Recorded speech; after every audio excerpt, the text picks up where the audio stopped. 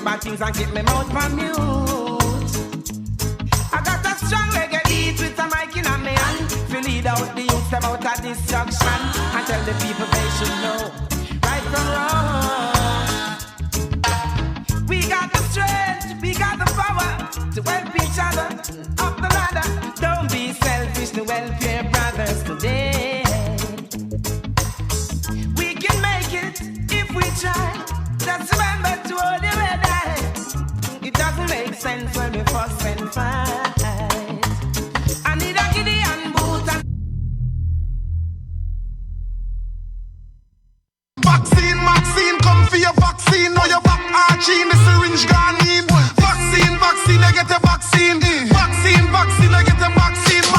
Vaccine, come for your vaccine. Now your back arching, the syringe gone in. Vaccine. FAMU Mary and the Galleon Foundation presents the Caribbean Food and Rum Festival. Come and enjoy a wide variety of rums, food, and lots of fun with live performances from Third World, Barrington Levy, Allison Hines, Patrice Robert, Peter Ram, Julian Believe, and many more. Now on Sunday, December the 12th at Arch Park, downtown Hollywood. Tickets available at CaribbeanVillage.net. Must adhere to all COVID-19 protocols to enter venue. Sellers, buyers, homeowners, everyone. The Barrett Group is here to get you the home you need. Selling a home or property? The Barrett Group can be reached at 954-306-8607 to find out how much your home is worth. Buyers, interest rates are at an all-time low. The Barrett Group, 954-306-8607, located at 4977 North State Road 7, Tamarack, Florida. The Barrett Group, South Florida's real estate providers. Thanks, Barrett Group, for your kind sponsorship of this radio station.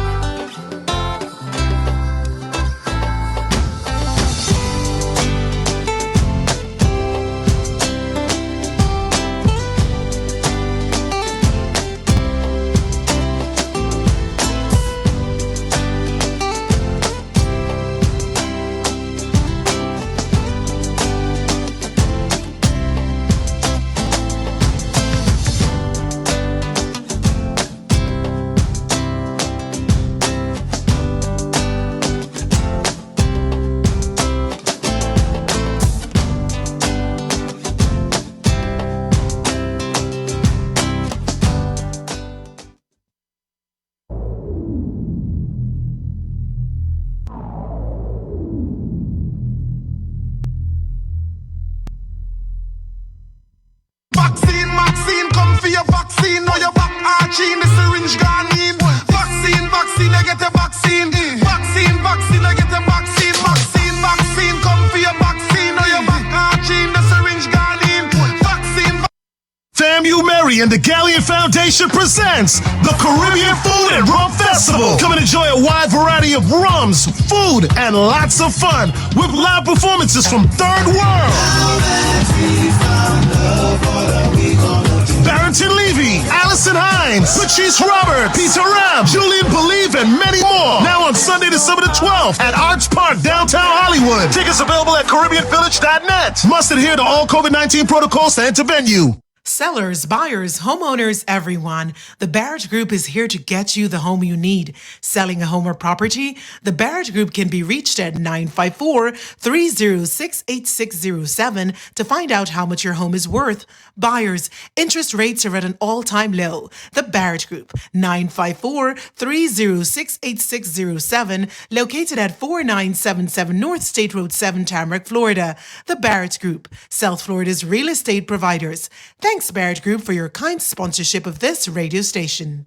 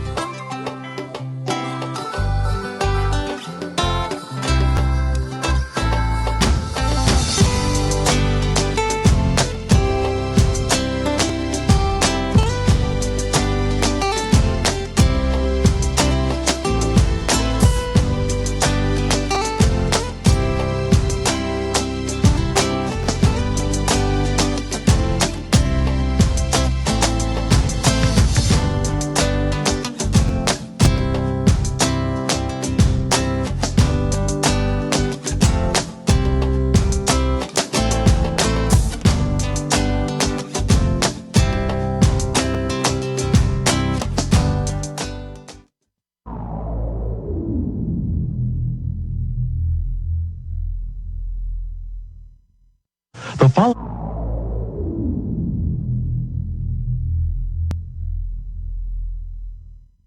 Vaccine, come. Yeah, what a feeling. Whoa, what a feeling. Yeah, what a feeling. Whoa. Hi, this is Julie, and I'm the host of the new show, The Truly Julie Experience. You can catch me every Saturday from 1 to 2 p.m. on Flex FM Radio and also on our website at flexfm.online. That's www.flexxfm.online. Again, that's The Truly Julie Experience coming to you every Saturday from 1 to 2 p.m.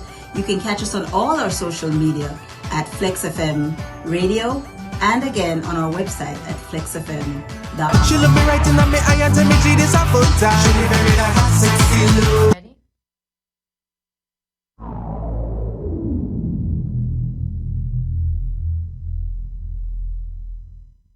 The program contains language and scenes that some viewers might find objectionable.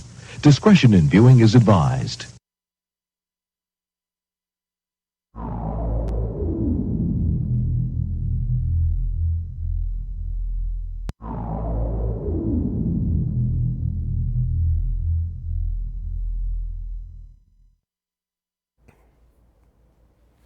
Hello, everyone.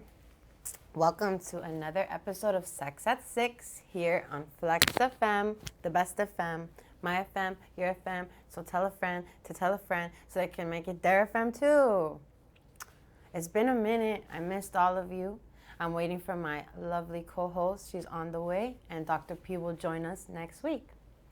How is everybody? What's something you'd like to talk about or share? Let us know in the comments below. Today, I want to share some excitement. I actually enjoyed my first carnival this weekend, and it was an experience, to say the least. As a seasoned festival veteran, it was intense, even for me. So it was awesome. And I went with some experienced individuals who they explained it to me like, I just couldn't really tell you. You just had to come and see. And I knew what they meant. Like, even from the way you get your drinks, it's like you're chasing this truck, right? I've never seen that before. So that alone was really interesting and an adventure, to say the least. But something about that music, it just makes me move. It makes me dance. I feel it in the depths of my soul.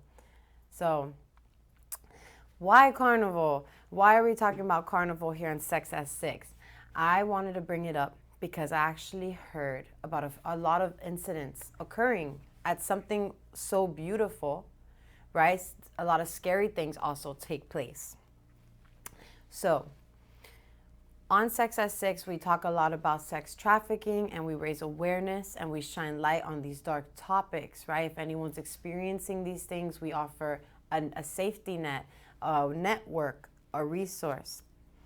So I want to talk about why are these events a target for trafficking. So I'll tell you a story.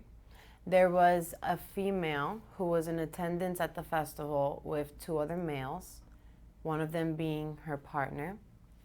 And this individual was with a group of 2 men. And basically when they went to use the restroom, she waited for them outside. And while she was waiting, someone came up to her, literally just tried to grab her and said, "You're coming with me, you're coming with me." Just like that. Luckily, she was still awake, alert, and aware. Shout out to mom. And she was able to scream and shout, and they weren't able to take her. But that happened a lot this weekend, let alone it's happening right now, right, as we speak. There was also incidences of individuals being kidnapped, being lost, not being found till the next few days, right? So I wanted to talk about substances.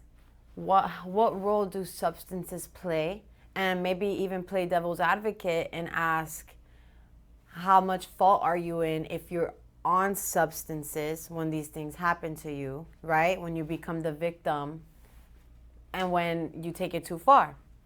So obviously, personally, I know that sometimes if it's easy to lose yourself, especially with a substance. It can be something as easy as alcohol for some, right?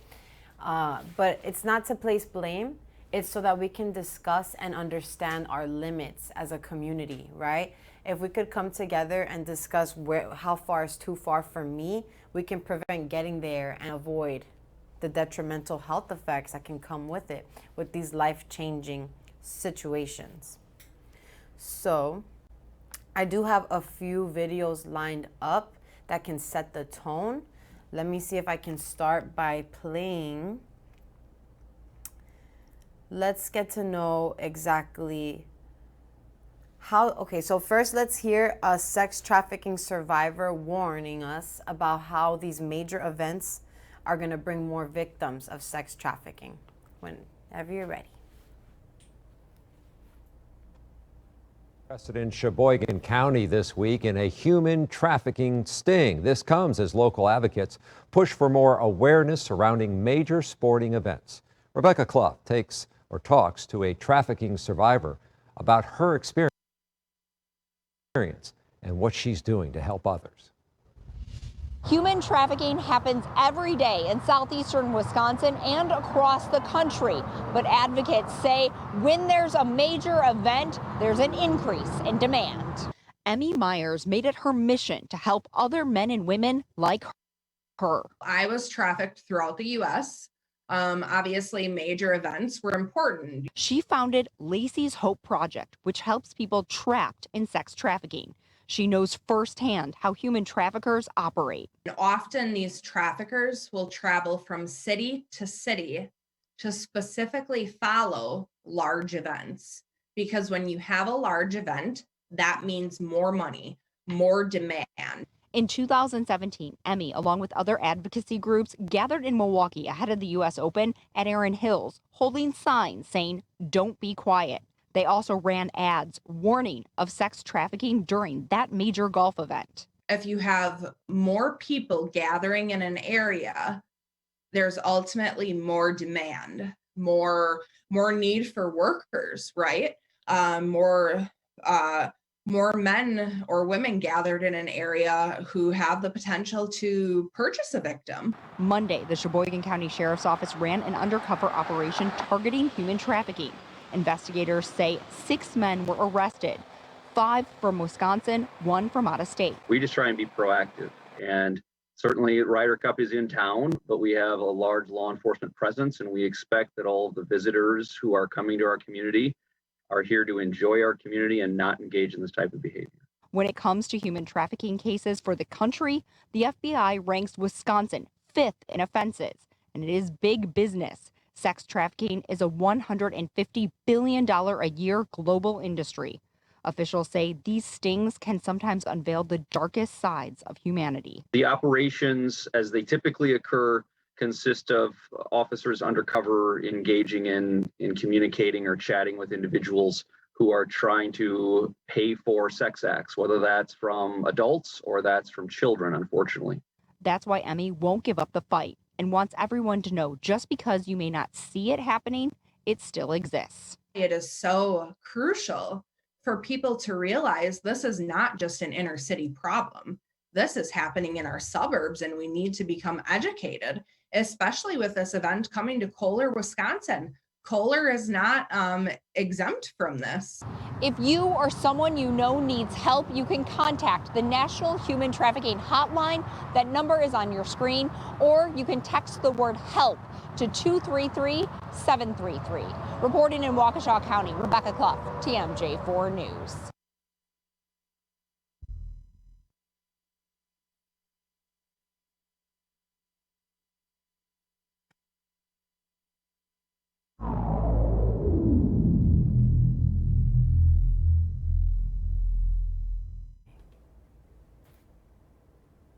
You gonna go to commercial now?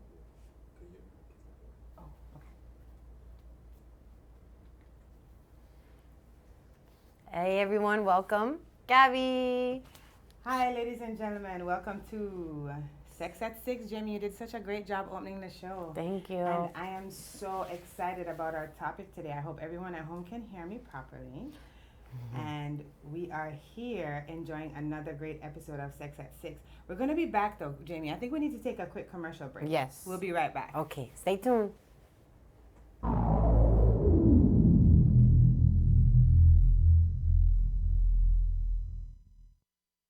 Vaccine, come for your vaccine. Now your back arching, the syringe gone in. Vaccine, I get a vaccine. Vaccine, I get a vaccine.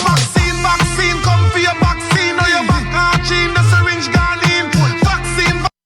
FAMU Mary and the Galleon Foundation presents the Caribbean Food and Rum Festival. Come and enjoy a wide variety of rums, food, and lots of fun with live performances from Third World,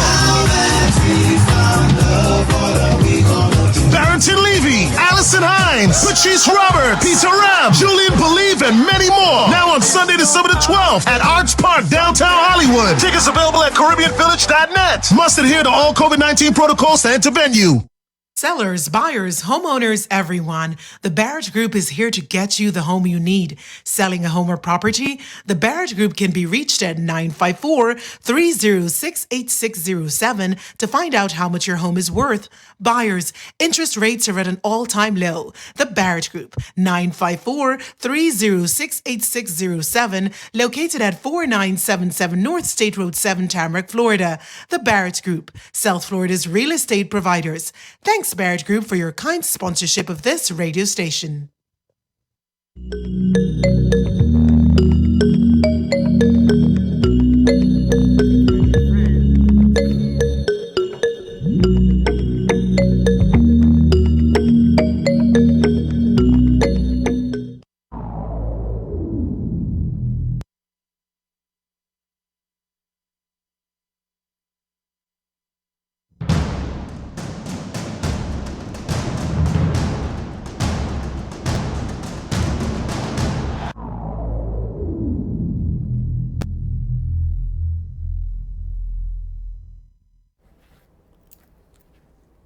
So welcome, Gabby, and welcome everyone. Yes, ladies and gentlemen, welcome back. So, at the start of our show, of course, Jamie introduced that we are going to be talking about date rape drugs today. Right? And I know a lot of you are very much aware with the drugs.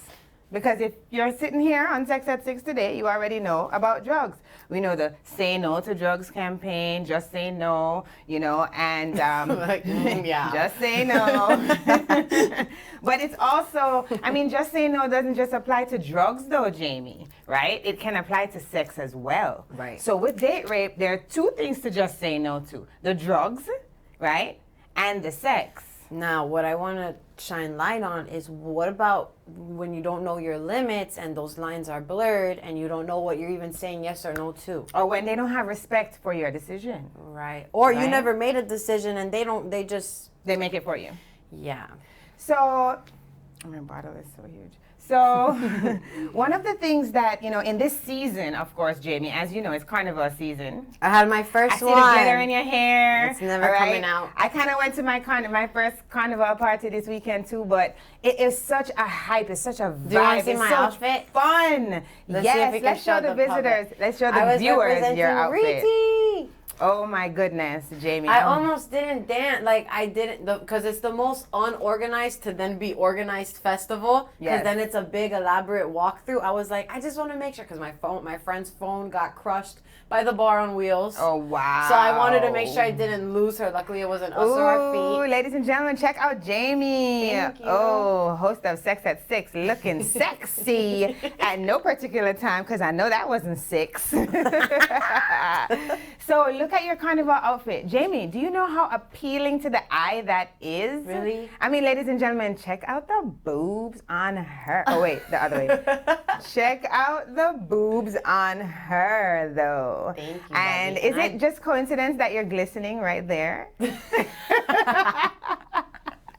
Thank you, producer, for helping us get this visual out to our viewers. Thank you so much. So Jamie, that's such an attractive outfit that you have on or don't have on. I'm telling you.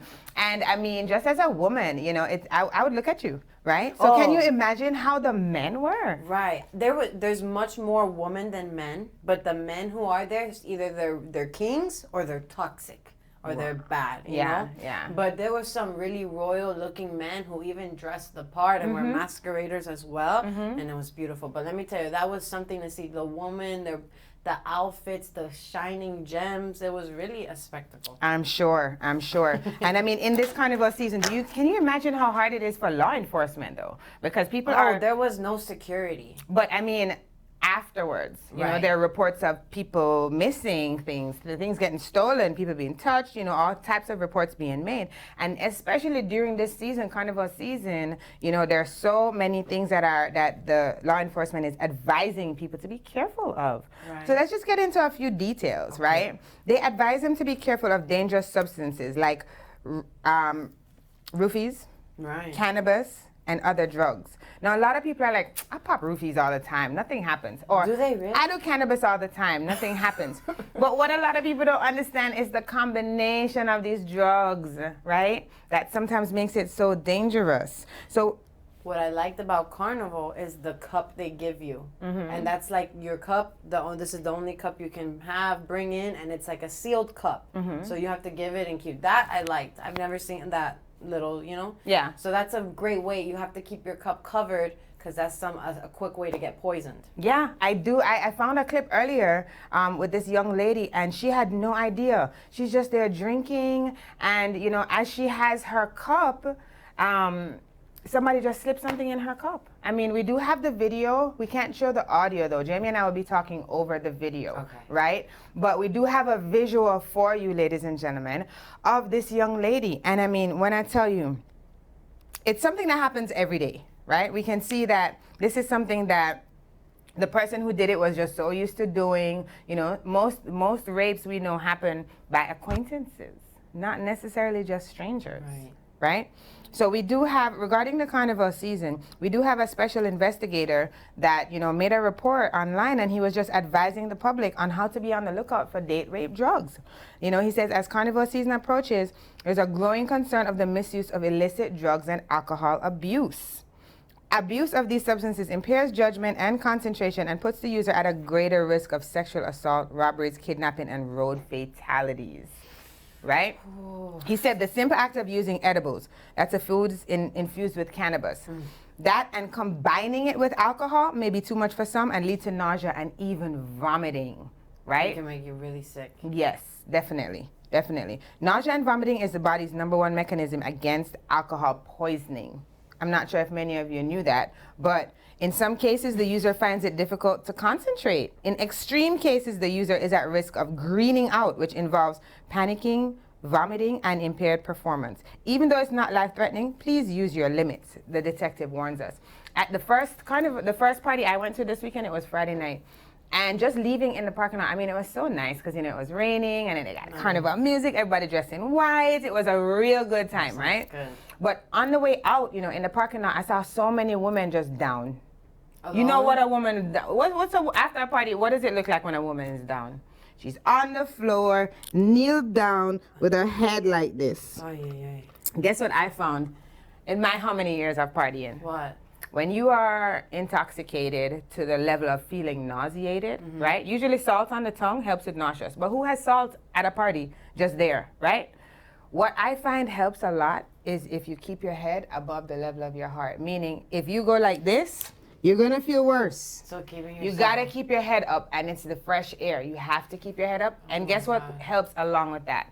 Drinking water. Right, for sure. You gotta water flood your saved system me with water. At Carnival. A I know lot I of didn't get people- sick because I drank a whole water. I drank one drink, I drank one whole bottle. Yes. And that's it. Yeah. And that you was it. have to keep pacing yourself with water. As many drinks as you have is as much water as you need to be drinking, right? To even it out. Yeah. Right? Even for me, if I go out at night and I had 1 too many drinks or maybe like 4 too many drinks, then I have a lot of water before I get behind the wheel of the car. No drunk driving. No drunk We don't driving. promote that here on Sex at 6. So, okay, but let's talk about what about if you're too drunk to know that you're too drunk to drive? Oh my goodness, no, that's not possible. You have to know that you're too drunk to drive. Oh God, Jamie has done it before without knowing she's too drunk to I want to drive. say a story from a perspective, but I don't know. You can. I don't know. For me, I've never driven because I didn't know that I was too drunk to drive. But this story gets very complicated and involves different people. So I know someone who overdid it, didn't know their limits, and was with someone they trusted. But they didn't even know one thing led to another, and then all of a sudden some type of sexual activity starts taking place. That happens. And then the person found out after the fact and relayed everything to me and let me know what happened and that the person was their best friend. And let that happen. And that same person had to drive home. So imagine if that person didn't even remember the act, how the heck did they even get home? Right. And that's the thing. Too much alcohol does that. Right? Like T-Pain said, blame it on the alcohol. Right. A lot of people blame it on the alcohol without realizing that they got to that place on purpose. You know what I mean? Like, you keep drinking, you feel these effects. You feel the difference in your body from the first swallow. I don't know about you, but, and I'm not trying to claim being lightweight. You know what I mean? I can handle my liquor. I'm very confident in that department. Right. But from the first swig, the first swallow, Jamie, you don't feel it, you feel it. It's like you feel it going through your body, right? Well, that's if you're paying attention and in tune. Because I know sometimes you pay attention to the signs, like when your lips start numbing, that's a good way to stop. Or when you're drinking, my lips don't get numb. Never if you What get are you too drunk. drinking? Oh my God. I'm a lightweight. I can't drink that much. Should Gabby Flex go party with Jamie Flex? Comment down below. We should. Oh my goodness, we got different effects. It's gonna be a hot box. But. Oh my God, that I could manage. All day. But so the detective advised that if you feel intoxicated, get in contact with a trustworthy friend and find a safe space to drink water. He warned that people are at a higher risk of being drugged with roofies during Carnival and try to avoid sharing drinks with people, and ensure to open your own drinks because these pills are tasteless, odorless, and can be dissolved in liquid. And they're also putting a lot of fentanyl and absolutely everything. I think if they could put it in sugar, I think they would, like, at this point. Listen, let's check out this video, right, Jamie? We can talk during the video because we don't need the audio. We just need to see what's going on. Ladies and gentlemen, it is really serious out there. I want you to take a look at this clip, right? Because this is real life. Like, this happens. These girls are just out there partying. They had no idea what was about to happen to them. And before she knew it, she was a victim.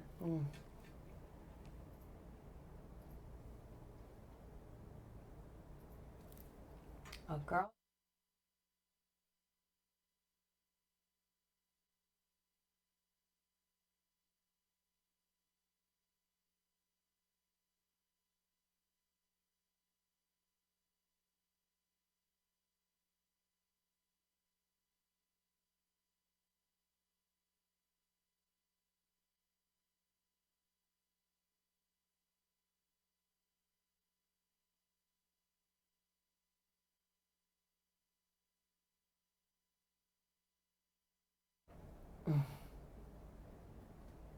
All right, as you're looking at this clip here, ladies and gentlemen, you can see them partying. Look at how much fun they're having. But check this out, as she's doing her little Instagram post or whatever social media with her lollipop, check this out, how easily this happens, ladies and gentlemen.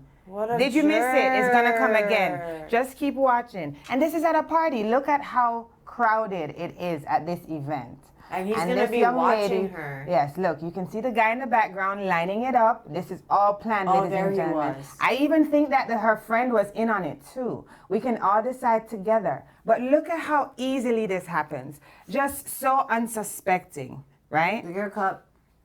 There she goes. Just partying. And... Hi.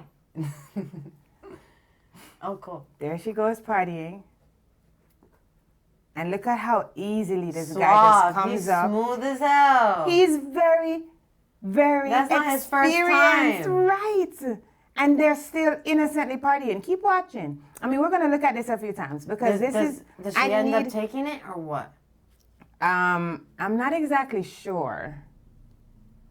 We didn't go that far into the clip, but let me tell you something. This, ladies and gentlemen, happens every day. Every single day, things like this happen. It has probably happened to a friend of ours and we didn't even realize. So if her friend was involved, what are your thoughts on that? So if her friend was involved, she need new friends. And point case. I mean, honestly, with friends like that, right? Yes. But it kind of reminds me of the situation that I brought up with my friend. Like, what do you think? That's not.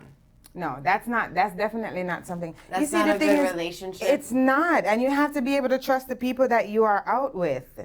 You have to be able to trust the people that's one thing you're out with. Even being at Carnival, the culture of a festival, as a raver, is plur, peace, love, unity, respect. Are you hydrated? Are you good? Are we together? Are you getting home safe? Right. You know what I mean? Right. These things are important. It's not just get effed up or go F someone. Right. Let's see how hard we can rage and look great safely. Look at how easily he does this. I mean, it's just so smooth. You know, look at how many people are at that party. Can you imagine how many girls they did it to? But what's so funny to me is, does this mean that he now has to watch her for the rest of the day to see when she the rest of the party to see when she goes down? He's probably going to be watching her. Because, I mean, look at her friend just disappears. Her friend just disappears. Oh my goodness. This is so crazy. How old do you think they are? I think they're probably either late 20s, early 30s. People age different. Can't tell. But I mean, they're old enough to be partying. They got the cup, so they got into the party. Not old enough to party. Yeah. Old enough to know better. That's one thing I definitely, she has a cup behind her. She's so into what she's filming. Look at how easily he just sloop. She looks like she could be Gen Z. Yeah. you know, and he just comes right in, swoop, drop, keep it moving. But where's her friend? Look, the friend's back is turned. I'm telling you, the friend has to be in on it, Jamie. But, you know, these are the things that happen. Thank you so much at the control room for that clip, because that is just an eye-opener for those of you at home, right? We just had a big carnival weekend. You know, more parties are coming up. This is, a lot of us, this is our favorite time of year, right? So what do you think about the girl I told you about that was there with her husband, and they literally grabbed her arm and tried to take her while she was waiting for him? No, I think that those kind of things are very commonplace, right? Not just because she wasn't with her husband. Yes, it's even more scary. Can you imagine what he would think when he came back and she was gone, you know? But at the same time, it's like, at least her husband was there, you know, so she could feel a little more secure when he returns, or, you know, I'm happy nothing happened to her. But think about if she was there by herself, you know, she'd be even more vulnerable. You know, so it's definitely something that we should be aware of, okay? And I do have a lot of statistics from 2021 regarding sexual assault. Okay. All right, shout out to you again, Jamie. I still got that visual of your costume in my mind. Thank you. That was so happy sexy. It was very sexy. So, now, sexual assaults are the most prevalent crimes in the U.S., right? But they do go underreported. Right. A lot of people are embarrassed. You know, most of us feel as though sexual assault only happens to women. But let me sit here and set that myth true for you. That is a myth, right? Sexual assault also happens to men. There are a lot of male cases that go unreported because men are embarrassed of this fact, right? A lot of men are embarrassed.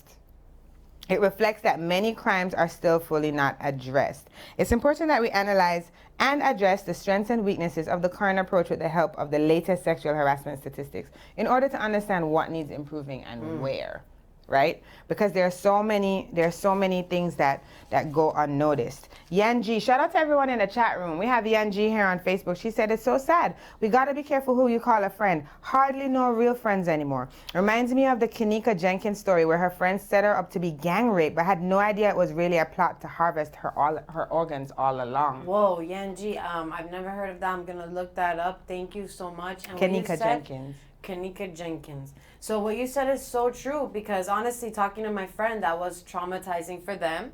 And guess what? The individuals gaslighted the person. Oh my goodness. Oh, the things that they told me. They said, you enjoyed this. You wanted this. You had a smile on your face. Mind you, the person doesn't remember. Why are you feeding it like that? Like, why are you setting it up? And then attacking them to the point where it's like, okay, I had to tell them, Ray, just relax, because they're being defensive right now. You can't even remember, and they think you're accusing them of something, and you can't even remember. They're just being defensive. This is getting really nasty. Yes. Let's just stop. Yeah. And I mean, being a victim, I've never been a victim of that before, but I can't imagine just how vulnerable, how but the alone. person know they did overdo the drinking. You have to know where your limit was, but also that doesn't give everybody free range over your body. Right. I do definitely agree with that. Especially if I ask the person, when you were sober, did you ever insinuate sex? Did you ever insinuate any type of attraction? None whatsoever. People take it upon themselves to do to others, right? And I mean, date rape, you know, sexual assault, all of these things are definitely things that violate personal rights, right? And we're not here for that at all. Yeah. I mean, the facts, the statistics are just crazy. Nearly 80% of female sexual assault victims experience their first assault before the age of 25. Right. Before the age of 25, Jamie. Oh, and how many young girls around 16, 14 were maybe with an 18, 20 something year old? That's what I mean. And the statistics are high. 80%? That's crazy. Yanji says true, because everyone trolled Terry Crews for speaking out when his crotch was grabbed by a male director. Total double standard. Right? That's true. Terry Crews. Yes. When he spoke about a male director grabbing his crotch, everyone got in his case. Like he's not supposed to bring it up.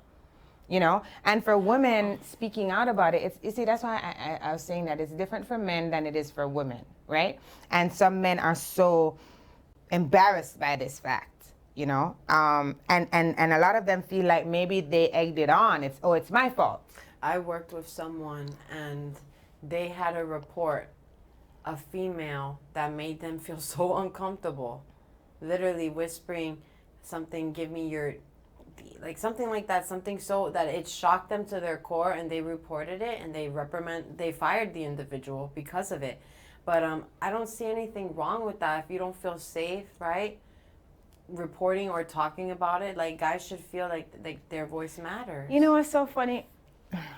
There's such a thin line, right? There's such a thin line, and something just came to mind that happened within the past hour that I'm just realizing that that's a violation as well. And I'm talking about my daughter's school, right? My daughter told me, she said today, Mom, my friend said to me, you know when you go to Dunkin' Donuts and they got the big D on the door and you pull the handle and it's a D?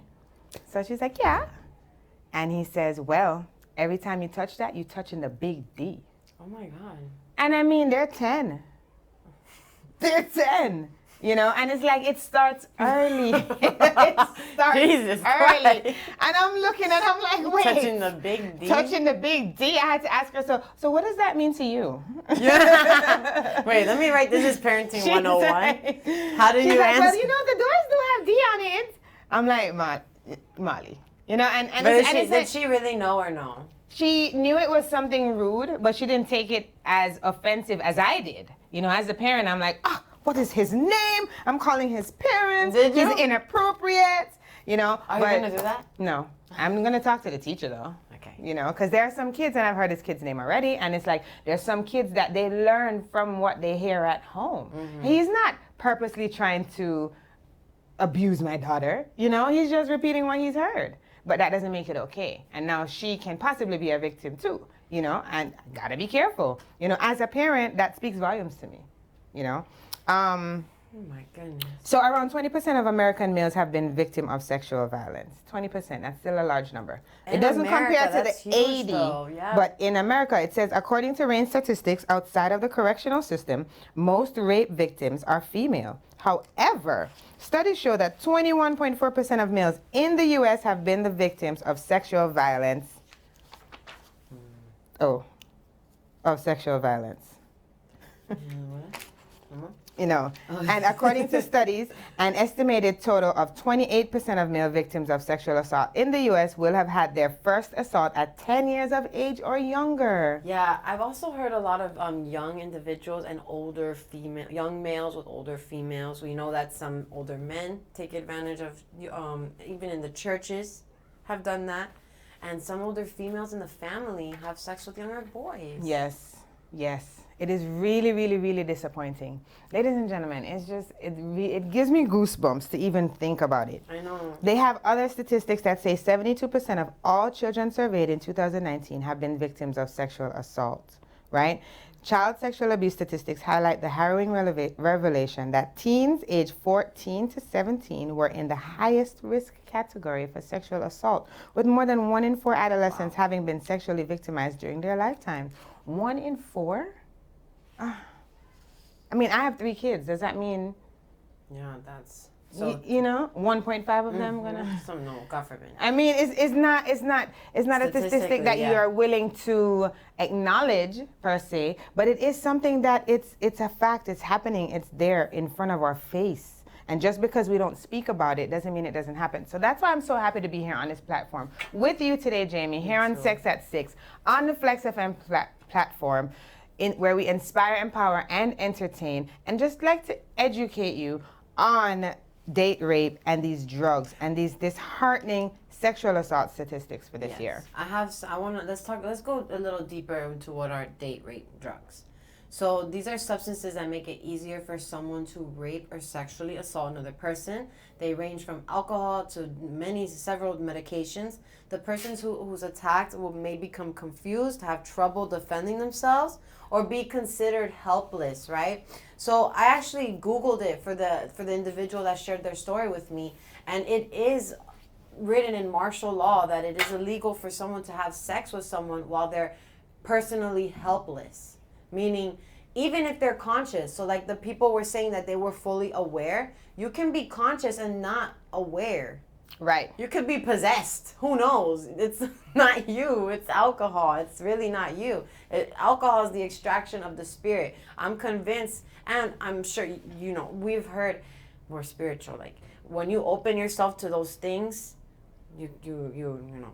So, yeah. Date rape doesn't always happen on a date. An attacker could, just like this person was a complete stranger at the festival, right? Someone you just met, or someone you've even known for a while. An attacker can use several kinds of drugs or medications to overpower someone else or cause them to forget an incident. The most common date rape drugs. So GHB, gamma hydroxybutyric acid, is a depressant, has many nicknames. Easy Lay, Georgia Homeboy, Liquid X, Liquid Ecstasy, Liquid E, Grievous Bodily Harm. Oh, that's a GB. Wow. That's the name of, that's the AKA, right? Yeah, Gib, G-Rific, Scoop. I think it's also just called G.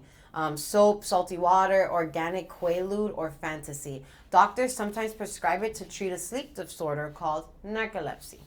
Now, we mentioned Rufinol. So Roofies is a strong benzodiazepine. It's a tranquilizer.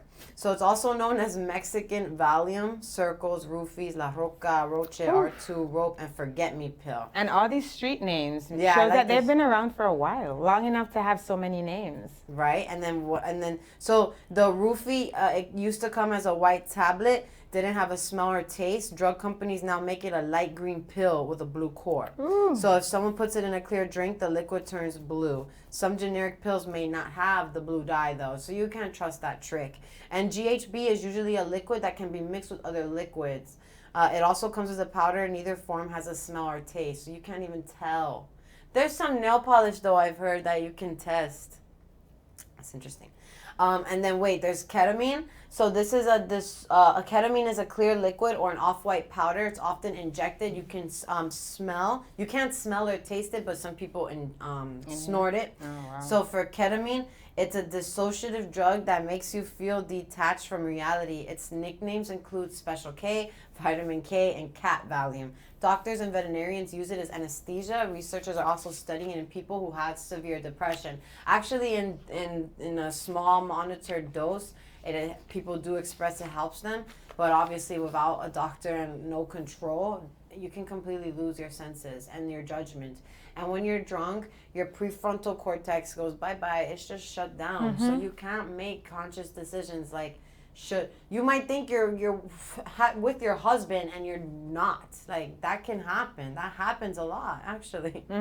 It really does. Yeah. So what should I do if I think I've been drugged or raped? If you suspect someone drugged or assaulted you, call 911. Have someone you trust take you to the emergency room. The authorities will collect any evidence they can. So try not to pee, douche, bathe, wash your hands, or change clothes before you go to the hospital. There's also rape kits. Yeah, so they can test you and try to see who did this to you, and also prescribe you the right prophylaxis, like NPEP, for instance. It would prevent HIV if it's within 3 days of that exposure, that assault, that encounter, right? So then tell your medical team what happened. Ask for a urine test as soon as possible so they can look for drugs before your body flushes them out. No matter how much you drank or what drugs you took, sexual assault is never your fault. Oh, it's so sweet. Never. Thank you. Never. Nobody has the right to take that from you. Yeah. And that goes out to everyone, right? Yes. Everyone who's ever experienced this, whoever took one shot too many or did something that they shouldn't have, it's okay. If you survived it, just know that it's not your fault. You got to learn from it, though, and you have to make the changes. You have to do better, right? We can all hold each other accountable as a community and get better. Absolutely. Together. Absolutely. So talk to someone you trust. You can trust us. You can call the National Sexual Assault Hotline, and I'll send the number to our producer so we can post it. It's 1-800-656-HOPE. That's right. HOPE.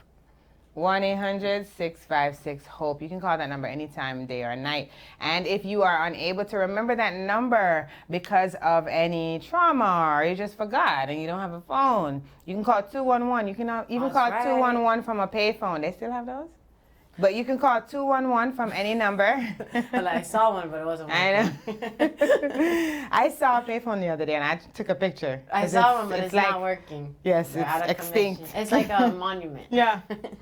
But yeah, 211 actually gets you some resources, ladies and gentlemen. And so also, check that out. Like going to back to Carnival, my friends and I, we made sure that we were careful. I made sure I had my fanny pack. I had everything that I could access. I knew where my money was. I knew where I had a ride to and from the event. I didn't have to worry about driving. Right. And also, and I would coordinate that. Don't just depend on friends. My friend had said that one of her first carnivals, her family left her. Mm-hmm. Her own cousin. I've heard of that. Her own cousin. Like, Yeah. she's like, no way. There's no way that the car's not here and the car wasn't where they parked. And I'm like, we can't even trust our own family in this bit. Like, come on. So it can happen anyway. So I have a fun fact here, Jamie. Yeah.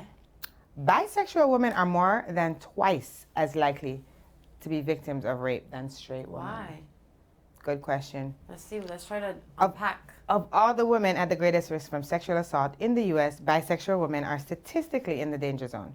Sexual abuse statistics show that 46% of bisexual women reported being a victim of sexual assault in 2019, compared to 17% of straight women.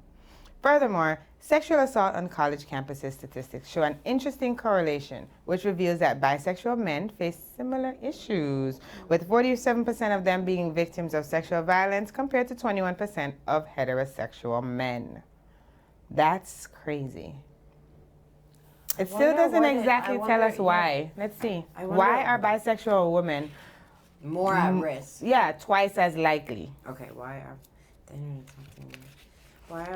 I do have another fun fact, though. Do you know that for every 1,000 rapes in the U.S., 995 of them will go unpunished? I'm sorry, Jamie, but are you doing the math? Did that just leave 5 that went punished? So all of them? I mean, studies covering unreported sexual assault statistics show that the overwhelming majority of perpetrators will escape punishment of any kind. U.S. rape stats show that too many victims are afraid to follow through with the legalities of their claim, leading to perpetrators escaping punishment of any form. And that's because they're afraid. They're afraid of what will happen. If you rape me already and I didn't do anything to you, can you imagine if I tell and I confirm that you did this? Because I don't know about punishments for those things, but do rapists go get punished for life? That's not a life sentence. Exactly. I just know. Haven't you heard that people don't like people knowing that they're in for rape? Don't they treat them really bad in jail? Yeah, they probably rape them in there. Like, this is how I feel. But I mean, it's definitely an alarming statistic. I did find that sexual violence affects every demographic and every community, right? Right. Including LGBTQ people. Right. However, the Center for Disease Control and Prevention reports lesbian, gay, and bisexual people experience sexual violence at similar or higher rates than straight people. The National Coalition of Anti-Violence projects estimates that nearly 1 in 10 LGBTQ survivors of intimate partner violence, as IPV, has experienced sexual assault from those partners. Studies suggest that around half of transgender people and bisexual women will experience sexual violence at some point in their lifetimes. As a community, LGBTQ people face higher rates of poverty, stigma, and marginalization, which put them at greater risk for sexual assault. They face higher rates of hate-motivated violence, which can often take the form of sexual assault. True, and I know a lot of sex workers, even as transgender individuals who are engaging in sex work and then after the fact are abused or just left there, or just, after they really use their body and just abuse them. And I mean, it's not just about what happens to the person, being raped. It's like the drugs that they're using to get you to have this negative effect on you so that they can have their way of you. That affects your body too. I do have a video showing a young lady the effects of date rape. And this young lady she had no idea what was going on. Her mother was just torn, right? And I mean, it really is an eye-opener, because to see what happened to her immediately after the drugs and to hear her account of the experience is definitely something that will make you it just make you more aware when you go out. You know, we saw the young lady with her cup and she got slipped that date rape drug, and now we're gonna see the effects of what happens after that drink. And ladies and gentlemen, trust me when I tell you, this is definitely not something that you'll ever forget, right? I mean, being drugged at no choice of your own is already an event, right? But just knowing that not only were you drugged, but you were raped and you don't remember anything. It's like they took a part of your life, a piece of your life away from you, you know? And a lot of people will say, oh, it's her fault because she was drinking. That's what you expect. That's what you get. Oh, it's her fault because she had on this sexy carnival outfit with her boobs out, you know? And it's not about that, right. You know? It's about the fact that you're taking away someone's rights, taking away their right to say no and have it respected as such, you know? I do believe we have that clip ready for you now, ladies and gentlemen, and we're gonna just take it to the control room.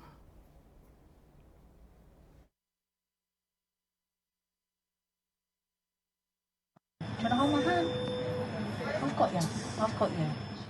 This is the alarming end to Millie's first ever night out, distressed and disorientated after she says she was drugged. I think it's probably one of the most disturbing things I've ever witnessed, literally, in my whole life. It was a shock for her mother and just as frightening for the teenager. I've never felt like that in my whole life. I've never, ever had a fit, like my eyes go like that. I was so panicky. I said to the nurse, what's going on? What have they given her? And they didn't know. They just said, we see this a lot. A disturbing thought for anyone at 18. Millie and her friends had been dancing the night away. She'd taken a couple of sips from a drink offered to her by someone she'd been chatting to, but almost immediately began to violently vomit and shake uncontrollably. Her first night out will be her last for a while. I would love to go out again, but it's like my anxiety's like, no, just don't, because you can end up in that again. But then it is worrying, very worrying. I wish it just didn't happen, because now every time someone invites me out, I'm like, no, I'm okay. I don't really want to. Her mum, Claire, is just as traumatised. Absolutely destroying it. I feel anxious every time she leaves the house. I just feel generally unwell. I went into work Monday, broke down, and I had to come home. I just couldn't focus. The family lay no blame with the nightclub. Millie is grateful she's safe, but the what-if questions linger. What if her friends hadn't have been there, and what if she hadn't have been taken to hospital? The venue are working with police who are investigating the incident. Millie wants this video to serve as a warning. This was a night to remember that they all would rather forget.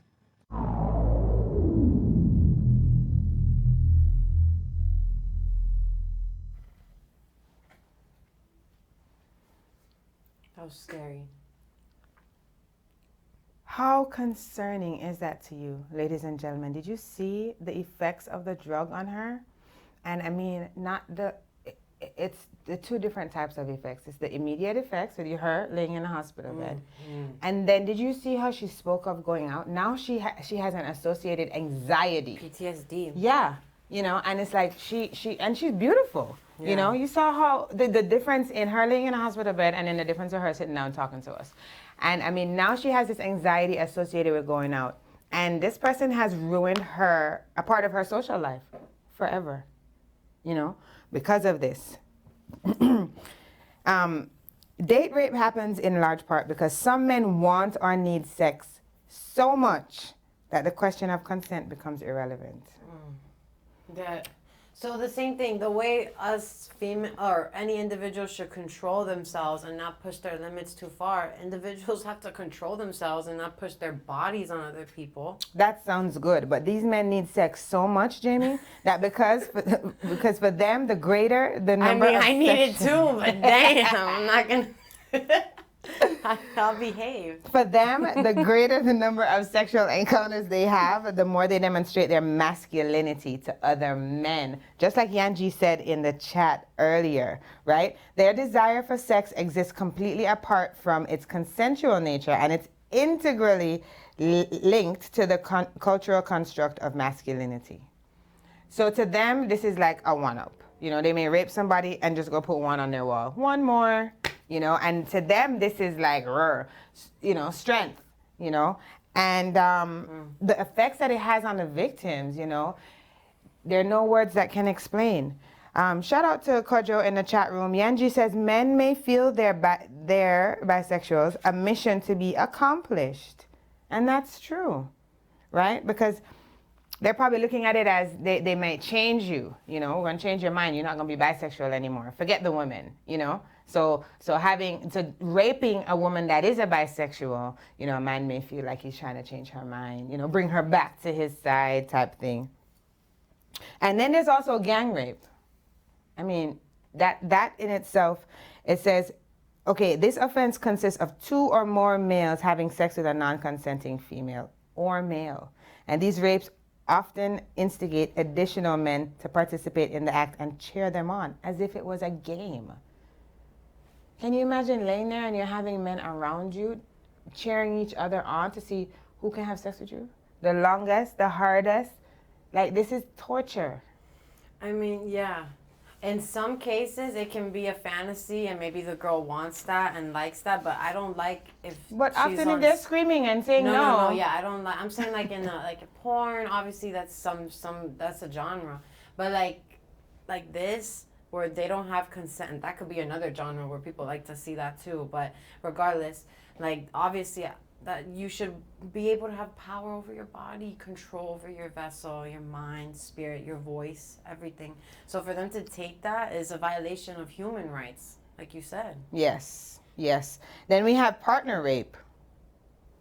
Partner rape is the forcing of a sex on another person with whom one is in a significant relationship, such as a wife, girlfriend, boyfriend, or fiance. Partner rape often occurs within the context of other forms of domestic violence, ladies and gentlemen, such as physical or emotional abuse. This is one of the most difficult crimes to prosecute, as it is extremely difficult for a victim to report and prove the sex was not consenting beyond a reasonable doubt. And that's just because it's your partner, you know? So can you imagine going in saying that your fiance raped you? You'd have to definitely prove that. Really? Yes, because this is your partner, you know? But like it says, I'm going to repeat this sentence. It says, partner rape often occurs within the context of other forms of domestic violence, such as physical or emotional abuse. So it's not necessarily just opening my legs and taking the goods when I don't want you to, right? Physical or emotional abuse as well, ladies and gentlemen, that is partner rape. You know, so it doesn't necessarily have to mean penetration without permission. Ooh. Why did penetration without permission? This is sound, something just came to me. Good. Oh man. So Yanji no penetration without permission. I'm about to make a t-shirt, It's play a on campaign. words with that. No, and paint it. Yeah. No penetration. Heard it first here on Sex at 6. You steal my idea, I'm coming for you. Gotta be copyright. So I'm the witness. I'm the witness. So Yanji says we got to put women on blast too. Cardi went into detail about her and her friends that would gang rape guys and then rob them. Not okay either. I'm just saying. Yeah, that's true. Women do gang rape guys and rob them. Really? And that is definitely something that I'm sure is not reported because... Wasn't Cardi B one of those? Yeah. And she's popping today. She's fine. Still chilling. And that shows a double standard. I don't agree with that. I don't either. I wonder if Sex at 6 can do something about that. Yeah, I don't think nobody should take advantage of anybody. You know, you can sell exchange services, but pay for the service, receive the service, enjoy the service safely, but don't take the service. Right. I definitely agree. And even speaking of service, you know, even in the service, there are definitely women and men that have to go through date rape too, not because you're in the military, the Army, the Navy, the Air Force. These things happen. People are honorably discharged or dishonorably discharged due to rape cases, being victims, you know, it's something that you expect. This is supposed to be a family, you know, and you expect camaraderie from your brother in the forces, and here they are taking advantage of your body, you know. I actually found a clip on that. Let's take a look at how this lady said, I said no 20 times. No, 20 times, Jamie, 20 times, and he still took your goodies? No. That's why I wish our Pandora box had a lock. We could keep the key. There's a condition that when you're too scared, sometimes your vagina will lock up. Yeah, oh my goodness, let's find a name for it. I think it's vaginismus. We're going to find a name for that. But in the meantime, ladies and gentlemen, here on Sex at 6, you're going to learn a new word today. But we're going to show you this video. Yeah, it's vaginismus. It hurts though, but it's a spasmodic contraction of the vagina in response to physical contact or pressure, especially in sexual intercourse. So the vaginismus. Vaginismus. That's if it responds. So we have a response. Our body has a natural response. Yeah, but I don't think it works like on command like that, right? I was about to get excited. I mean, let me see. So we're going to give you more information on vaginismus. Watch this clip on how this lady said no 20 times, right? And what happens in the service when you say no 20 times, you're still treated like a civilian. Check this out, ladies and gentlemen. Personal stories of 3 women who served our country in the military and say they were raped. Pentagon officials say the Department of Defense is trying to develop a culture of dignity and respect. But even so, 1 in every 4 women in uniform says she's been sexually assaulted. Our Special Assignment Unit's Andrea McCarran tells us the vast majority of cases go unreported. All 3 women joined the military after 9/11. They were prepared to lay their lives on the line for this country. What they never anticipated was that their careers would be derailed after they say they were raped. I was repeatedly raped over a several-month period by the high-level senior enlisted people in my chain of command. I said no like 20 times. And you just didn't stop. Did being raped twice in the military while you were serving our country do this to you? It did. Because I wasn't like this before. Instead of trying to get away, instead of trying to fight, I just froze. It's blue on blue crime for the Navy. You're doing this to your own people. This is not an enemy from another country or some faction group. This is somebody who wears the same uniform as me. Kind of frozen, not believing that this was happening. He was a Marine, supposed to be my brother. The first one, I just froze. I was kind of drunk, and I didn't know what to do. And then the second time I did, I was like, "You need to stop," and didn't. He raped me. What was worse for you, being raped or the betrayal of one of your brothers? That is actually a really hard question.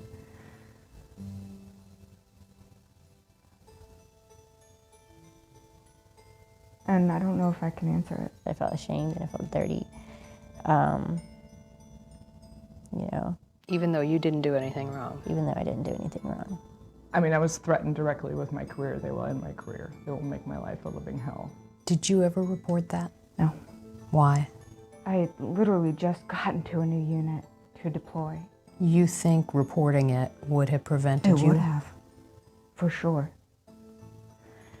Because it would have been an investigation. You blocked this whole ordeal out and deployed to Afghanistan? Yeah. That disappointment and betrayal stays with you.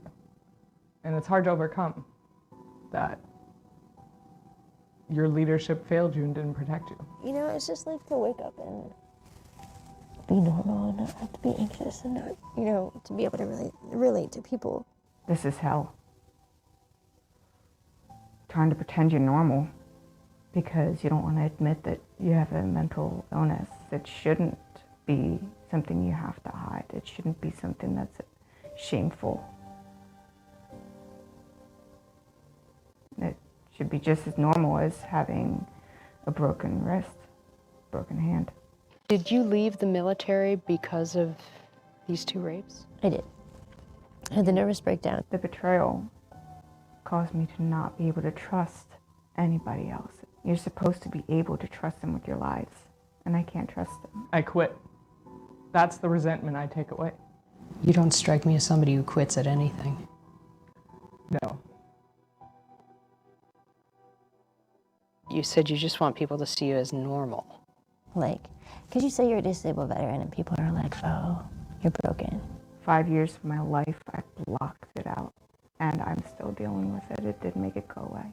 Trying to get help, you know, it's not easy. And then they have the mental health clinics at the VA, but you're sitting there waiting for hours, then you never see the same doctor. And over the years, I realized that by not speaking out, I carry the burden.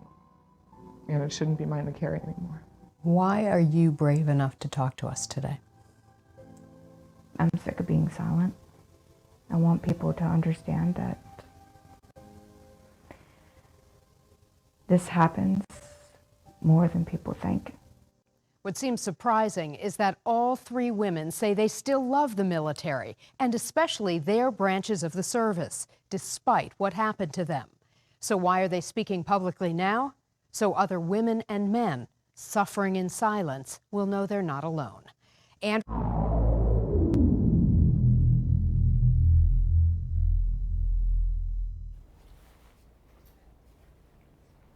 You know, it's really tragic when someone takes away your choice from you.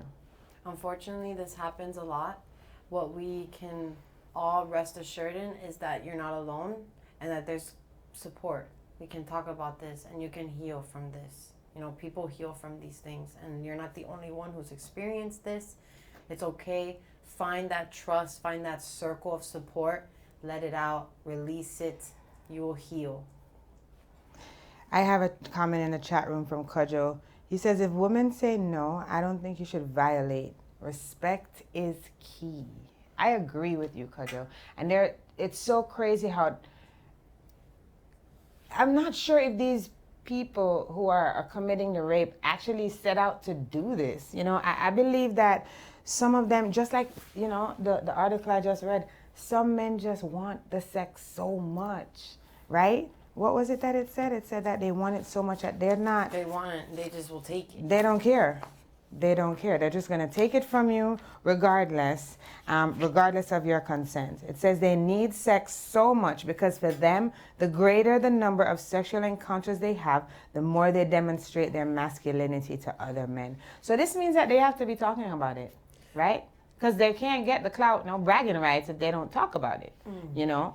So this also goes to the men who are listening, right? And cheering them on for having so many sexual encounters, probably without even realizing that some of these encounters were against the will of the woman or the man. Right. You know, you never know these days. I have a story I can read. Someone's encountered Jennifer, age 42. Okay. I was sexually abused by my dad as a kid from about age 8 to 12 is what I can remember, but it might have started earlier. I really try not to think about it much. It stopped when I told my mom. She didn't really believe me. She thought I was mad at my dad because he wouldn't let me go to summer camp that year. But she confronted him about it anyway. Of course he denied it, but I guess it scared him enough because he stopped doing it. Me and my dad never had a good relationship after that. I'd get the creeps when he looked at me, and I swear he would spy on me in the bathroom and stuff, but I never caught him. I stayed out of the house as much as I could. I didn't care what I was doing. I just didn't want to be home when he was there. At first, I'd hang out at my friends' houses, but the following spring, one of my friends started hanging out at a neighborhood park. She was friends with the bad kids. We'd sit under the pavilion and try to act cool. It made me feel tough to be with them. I'd always felt different, weird, like people knew there was something wrong with me. I really hated myself and wanted so bad to fit in. So when one of the older cool boys offered me a beer one day, I took it and drained the can like a man. That earned me lots of brownie points, and all of a sudden I was the girl who could drink like a guy. I can't even describe the way that beer made me feel. It was like magic. I didn't feel weird or dirty or ugly. I felt fantastic. That's what it started it for me. I was an alcoholic with the first drink I ever took. I can't say if I would have started drinking so young if my home life would have been better, but having a dad that made me feel like a piece of dirt sure didn't help. Right. Was drinking an escape for me? Probably. Who wants to think about being sexually molested by your dad every day? And it was pretty damn hard not to think about it. Oh, man. Ouch. And she's saying this at 42 years old. That is hard. That is hard. Oh, shout outs to Jennifer. Yeah. And so many other people who are like Jennifer, right? Because that is a type of relationship, a parent-child relationship that those are the ones that go unreported. Understandably so, right? Because how many children out there are scared of what's going to happen if they report the parent as the abuser? There's so many children out there right now as we speak getting molested at the hands of the person who they are supposed to trust the most. Ladies and gentlemen, we're here on Sex at 6 encouraging you. If you see something, say something, right? We definitely do not promote that here. And we're encouraging you to call 1-800-656-HOPE, right? Mm-hmm. Or 211. That's right. The 211 will give you all the info you need. Yes. So I also have an account from a lady, a young lady. She is a poet. She does spoken word, and she shared her feelings, not necessarily from her experience, but just how someone feels after a rape, right? Her thoughts. Like, is it really rape if you say no? If you don't say no? Let's find out. It was her poem. So we'll have her read it to us. Ladies and gentlemen, right here. You heard it first. Sex at 6. You know her? And we welcome our last poet of the first round, Jennifer Williams, all the way to the stage.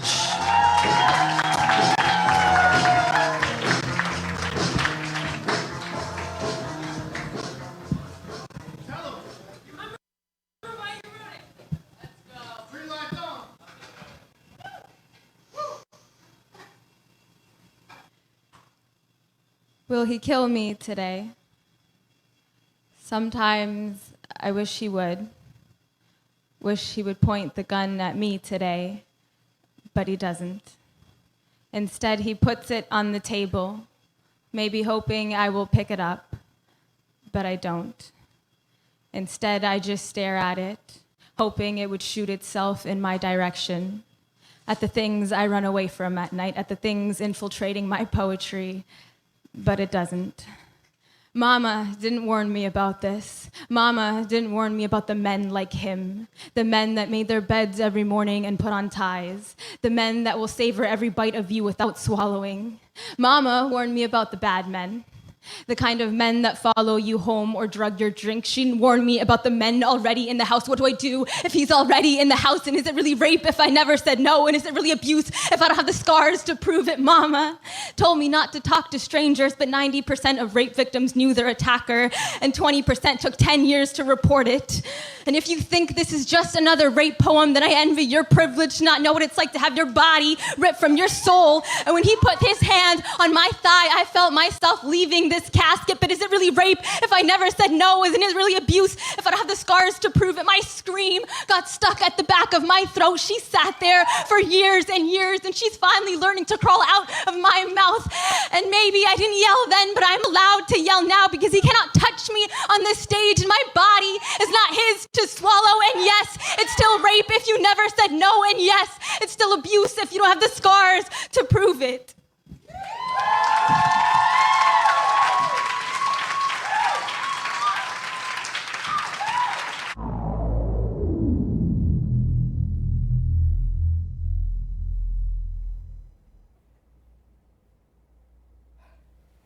Listen. Did you feel her in that poem? We don't have to run that back before the end of the show. Yeah, let's close with it. I really, really felt it. And when she said, he can't touch me here on top of this stage, you felt her fear in that moment, right? And it gave me goosebumps. And I don't know about you. Yeah, I have them. As she spoke, it made me feel like closing my legs. Like, tight. And I felt the power when with that last, the scars are still there. I was abused. Yes, absolutely. Like, you can gaslight all you want, you can say whatever, but you know what you went through. How many of us have heard women or not, give an account of that nature? I mean, I personally, I have a few friends that have admitted to being molested by relatives, right? And one of the things that one of my very close friends told me, she said it causes her to numb herself at the time of sex. Even if she likes the guy, she automatically goes numb when it's time to have sex, automatically, right? And this is because of the abuse endured by her uncle, her father's brother, when she was younger. You know, can you imagine your mom leaving you with this person after school thinking it's okay for her to go back to work because you're with relatives? And the person who's supposed to protect you the most is taking advantage of your body and violating every right that you have in that moment? No, I can't imagine. I can't. It's not. And if I ever heard that anybody did that to my child, I'll be willing to risk my life because I'm taking theirs. I know. No questions asked. None. Right?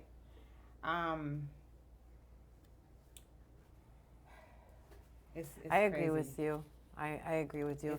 And honestly, I felt the same way, and it's not even my children, about my friend, about their friends, what they did, you know? I felt the same way you did, because I don't think it's right for anyone to take advantage of anyone in any way. Absolutely.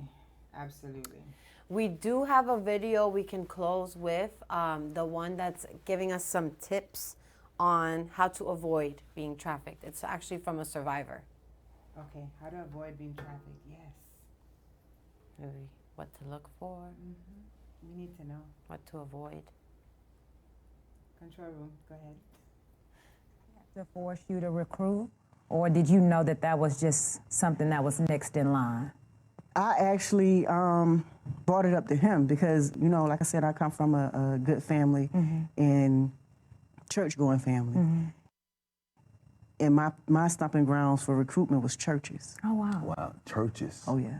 That was my place of interest. How would you approach somebody? how would you approach? How would you approach somebody at church? You just go home, you go to church every Sunday, do your homework on that person, that one person. You see her or him going up to the altar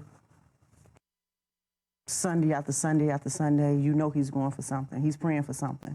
And usually I had my times where I would do my recruiting. It's called shopping season.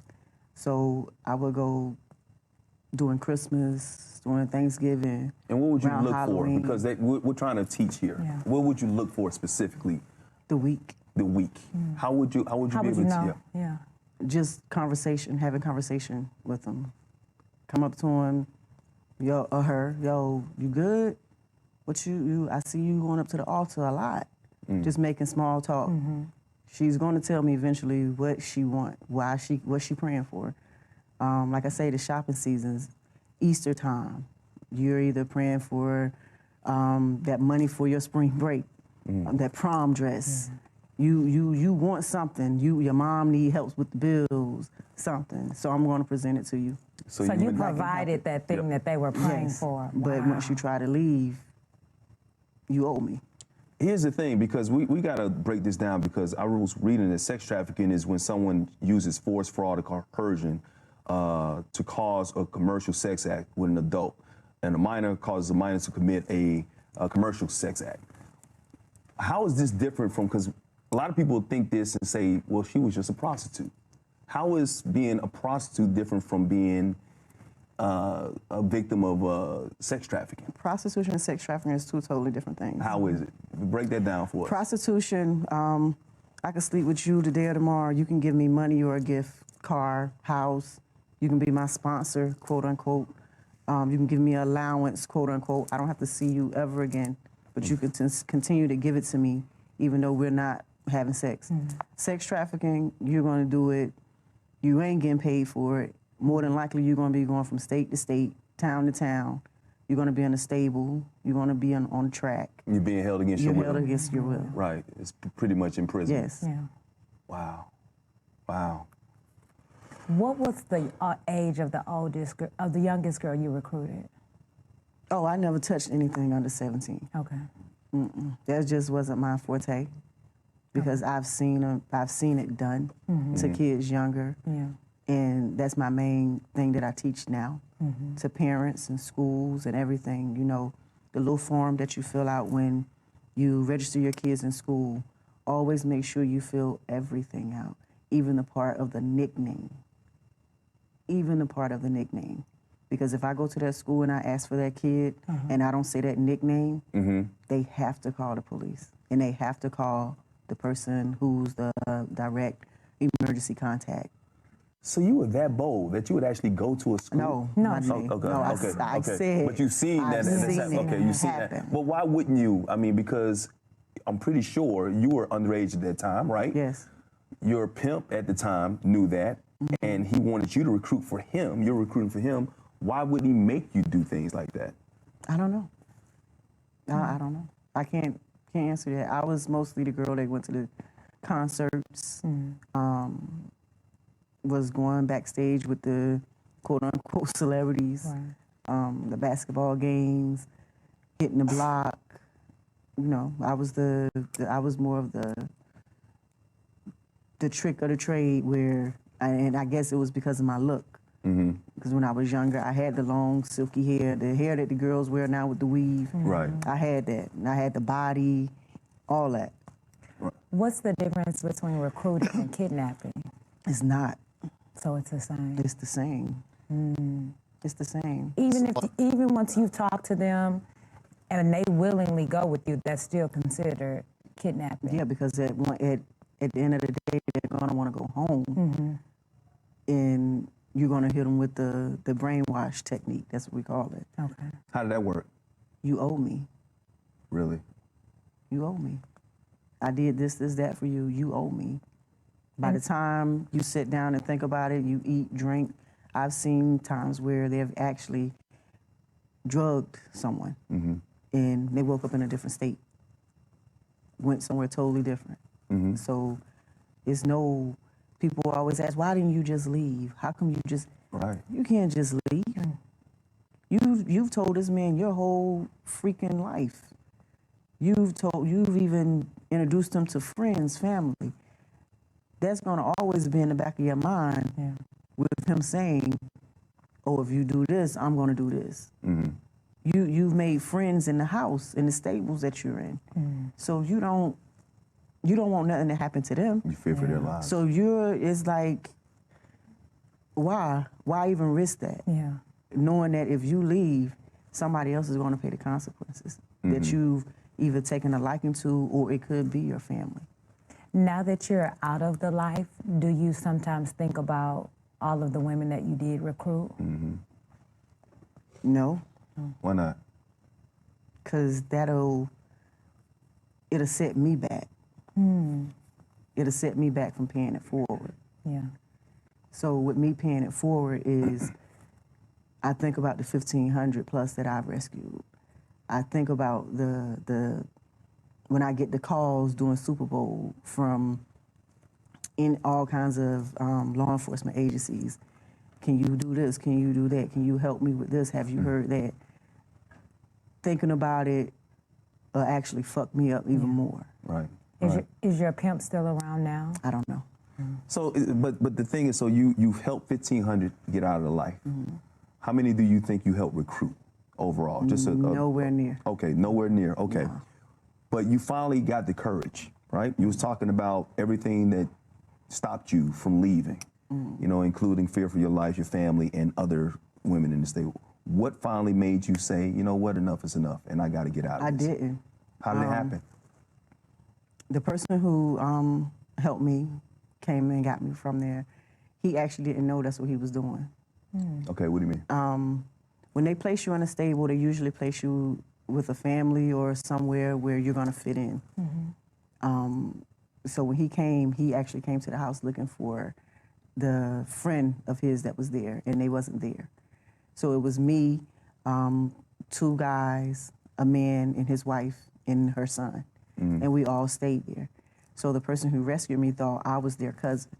He thought I was a family member of the people that stayed there. He not once knew that I was actually there against my will. So hold on, your pimp places these women with a family, an actual family that are in cahoots. Yeah, because usually they're on drugs or something. So by me staying there, I was the payment that they would give and he would give them drugs by allowing me to stay there. So he would give the family drugs. Okay, that's how they got paid, and they ensured that you would stay there. Stay there. They fed you, treated you like a family member, whatever. So all of a sudden, didn't treat me like a family member. okay, but you know, like yeah. So then a cousin of theirs comes over. No, he's not a cousin. Okay, so the guy who he came there for the cousin. He came there for the the family's cousin, For the- someone else. okay. Yeah. Asked to go to the movies. The cousin wasn't there, and I wound up going to the movies and didn't come back. You went to the movies with him? With the Okay. guy. Yeah. So when you're at the movies, because I'm trying to Yeah. understand this. Yeah, break That's this what I'm down. like, break it down. So how did that go? He asked me, well, Kendall's not here, so you want to go to the movies? I was like, huh? Because he never talked to me when he came over. He never talked to me when he came over. And I was like, what? And mind you, I had been asleep, and I had woke up from a nap when he knocked on the door. And he was like, you want to go to the movies? And I was like, just looking, I was like, all right. And I was like, who here? Because he was actually coming in. He was like, I don't know, Kendall's not here. So I just went back to the back, and I knew it was God's grace because they never leave me there by myself. They never leave the doors unlocked with me. If I am there by myself, I always could go to the bathroom, kitchen, living room. That was it. So that day, the door was wide open, straight down the hallway. I'm looking, and I see my license, my birth certificate, my social security card laying on the dresser. I was like, hold up. So I went to the back and got my stuff, and I was like, let's go. And he was like, damn, you act like you moving like that. And I was like, nah, I said, because when we leave the movie, I need you to drop me off somewhere. So he was like, yeah, I'm leaving because we can't stay out long because I'm leaving and I'm moving to Philly. And I got to drive by myself early in the morning. So I was like, all right, cool. I say, but hey, you want to leave tonight? And he was like, huh? I said, I got my license. I got my DLs. So I showed him my license. We went to the movies, and after the movies, we left and went to Philly, and I didn't look back. So this is a guy you had seen before, and he didn't know what was going on before in the house? No. He had no idea. Did you tell him what was happening when you were... So he just, unbeknownst to him, he was basically helping you escape. Yeah. Have you, now at that time you say he didn't know, did you ever reveal to him at any time? What did he say? What did he say? We got a divorce. What do you mean we got a divorce? Yeah, we Oh, you wound guys ended up getting married. Oh. He was my boyfriend off and on for a little while. Oh, wow. Oh, this just took another twist. All right, so you guys... It's in the book. Wow. Yeah. So he had no idea all this stuff was happening. This is his family members. You guys... No, it's not his family No, members. he's These are dating a just his cousin. friends. He's dating Yeah. okay, but They're okay. just friends. So he comes over and whatever, and then all of a sudden when did you finally have the courage to reveal what was happening in this? 2012. And how long had you guys been together? Well, we was off and on from, 99, off and on, and then we got married 2002. Okay. And he found out 2012. What made you tell him after being together all that time, you had escaped and you never said anything? Why at that time did you just decide to say something? I mean, we had filed for divorce and everything. You know, we was, because a lot of it started to come up in our marriage, and I couldn't break down to him what was going on with me because I didn't know how to. And the divorce is final and everything, and someone tried to kidnap my daughter off the number 6 train on in New York. So that's what This made is me tell before him. you became an advocate for all of this. Yeah, Okay. because I was working, I'm a nurse, working in a hospital in New York. So I didn't want anybody to know that life. I was perfect Patty, you know, working in a hospital, got many degrees under my belt as far as in the medical field, and didn't want nobody to know that life. Until one day, my kids was like, Mom, let's take the train. And I was like, we're not taking no train. Since we've been here in New York, we always had a car. So that day, it was nice. So I said, all right, fuck it, let's get on the train. Got on the train, took them to school, went and picked them up, and on our way home, we found out 72 hours of this person trying to take my daughter. He was a person of interest over here on the West Coast for kidnapping 3 other kids. Wow. What did you think about that? Karma. Karma. Yeah. Karma. And then that's when you went into action, that you said something, I got to do something about this. No, my husband now told me I have to do. He was like, it's God telling you. Your husband now. Okay. He was like, it's him telling you, yo, it's time for your story to come out. You've been hiding it. You've been seeing so much going on, and you're not paying the signs any attention. It's time. He was like, it's time. You can't just keep going and keeping everything bottled in. You see stuff on the street. You see it's going on here in the Bronx. And you just walk past like it ain't nothing. I was like, that's not my business. No, it is. I will always say, that's not my business. You keep your nose out of people's business. And when the guy fractured my daughter's arm, it was just like, really? This is how we gonna play this? Because, you know, I constantly battle with myself. And I always say, you know what, me and God, we beefing. I used to say that all the time, like, we beefing right now. Either I'm gonna win or he gonna win, I don't know. And it just so happened that morning, I remember saying it to my kids because they wanted something. And they was like, Mom, let's just pray that we get to go to Disney World. Let's just pray that we get the money up and you don't work so much so we can go to Disney World. I was like, me and God, we beefing right now. We at a standstill. Let's see who gonna win. And lo and behold, he gonna win. Well, he gonna win all the time. He gonna win all the time. When he wants to Definitely. Thank God that God does win. And thank God for your husband that's currently that encourages you to do that because you're now helping other people. Tony.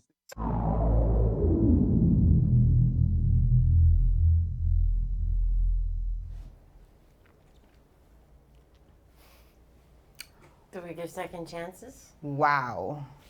Wow, wow, wow. I am very appalled. I mean, in the church, listen. I mean, I'm happy that she started in one position and ended up in another position. Now, instead of hindering, she's helping, right? But there are so many people out there that make false accusations, right, on rape. And even though we have this lady, she had a change of heart, right? And she decided to help the victims instead of help the pimp. We do have people that make these false accusations and later on get found out, right? We do have a few clips to show you on that. But let's go to the chat room where Kodja says, a woman is not a piece of meat. Don't force her against her will. It's not right. It's her body. She has the right to choose and respect her wishes. If someone doesn't want you or want to have sexual intercourse with you, leave the woman alone, find someone compatible to you who wants a relationship with you. Go ahead and don't destroy someone else's life, leave them alone. I totally agree, Kodja. And if only it was so simple. But remember what we said before, some people just want it for bragging rights. Do we agree that karma will take care of them? I'm so on the line of that. Me I too. do agree, but at the same time, I'm also into preventative measures. I understand, but there's like people who, like for instance, what you just said was so horrific. Like that story with, just things happen to people, and it's like they had no choice, they had no fault. I want to believe that that person is gonna get what they deserve for that. I want to believe so too, Jamie, but remember what I said, the statistic I read earlier, out of every 1,000, only 995% of them go unreported or go unprosecuted. The legal system is too long. Yeah. It's annoying. Yeah. It needs to be revamped. But yes, like I'm saying, like divinely, God has to take care of them because he has to take that stress off the people. It's too much. It is a lot. It's a lot. And it's so heavy on the victims, and it's not just the victims per se, it's also the family because it affects you. If you have a close-knit family, something like a rape is definitely going to affect you. It says adolescents have the highest rates of sexual assault of any age group. And when compared to their adult counterparts, adolescent rape victims are more likely to have used alcohol or drugs before the assault and are more likely to delay seeking medical care after the assault. Why is that? Sexually abused and or assaulted teens are at a higher risk for teen pregnancy, younger age at first voluntary sex, multiple sex partners, substance abuse, depression, and eating disorders, right? We get it, because at that age, you're still trying to figure stuff out, so you don't know. But they may not disclose a history of abuse or assault that occurred in childhood or adolescence until weeks, months, or even years later. We heard the lady say it earlier. Years later before these things are detected or reported, right? Parents and victims need to be reassured that this delay in disclosure is normal. It's normal because they have to process. It's a part of the stress, post-traumatic stress. And there's actually a term for it when it's related to rape. It's called rape trauma syndrome, right? And so the delay in reporting, it is normal. But I do stress and encourage anyone who's watching today, even if you have a situation you'd like to report, find someone you can trust. As a matter of fact, find someone you don't even know, someone from 211, report it. Even if you have a therapist, go talk to your therapist about it, right? Talk therapy can definitely help, right? So let's take a look, though, at the other end of the spectrum, where we have people who are lying about rapes. We have people here who are actually getting raped, right? They're actually victims going through this. And then you have people who just flippantly lie and think that it's okay to accuse someone of such a heinous act. I do have a few clips to show you. First, I'm going to show you this young lady that actually accused someone in law enforcement. Can you imagine how embarrassing that is? But can you imagine even more so how embarrassing it is to have to recant that story and take it back and tell the entire nation, after you shared the story of your supposed rape, you now have to take it back and let everyone know you lied. Really? Now she has made herself the victim. Check this out, ladies and gentlemen, at this crazy turnaround of events. After a woman claimed she was kidnapped and sexually assaulted by a state trooper. Fox 4 Shannon Murray is live in Ellis County, where that woman was arrested. Shannon? Lauren and Tim, this woman's story accusing a DPS trooper of sexual assault has been shared nearly 80,000 times online. But early this morning, her attorney issued an apology after DPS released video of that arrest. Around 1:30 Sunday morning, the state trooper pulled over Sharita Dixon Cole on suspicion of drunken driving. She tells the trooper she's coming from downtown Dallas, where she only had one drink, and she's driving to her fiance's house in Waxahachie. During a field sobriety test, the trooper pours out 2 bottles of alcohol he found in her back seat. He places Cole under arrest and asks her to sit in the front seat of his patrol vehicle. Well, this is the point when the woman says the trooper offered to let her go in return for sexual favors. But that exchange is never heard in the video. Cole also accused the officer of fondling, groping, and sexually assaulting her on the way to jail. But those claims also not supported by the video. Hours after her arrest, well-known civil rights activist Shaun King wrote on Facebook and Twitter, this woman was kidnapped and raped by a Texas state trooper. King included a detailed explanation of the claims as explained by Cole and her attorney Lee Merritt. Well, DPS responded to those accusations late last night by releasing that video in full and saying the department is appalled that anyone would make such a despicable, slanderous, and false accusation against a peace officer who willingly risks his life every day to protect and serve the public. Early this morning, Cole's attorney, Lee Merritt, is apologizing. He wrote, "It is deeply troubling when innocent parties are falsely accused. I am truly sorry for any trouble these claims may have caused." Merritt also says he does not believe that video from DPS has been edited or tampered with in any way. He says he watched it in full, and he does believe the trooper acted professionally during that stop and the arrest. You can read the full statements and watch that full video online. I've posted all of that on my social media on Twitter, Shannon.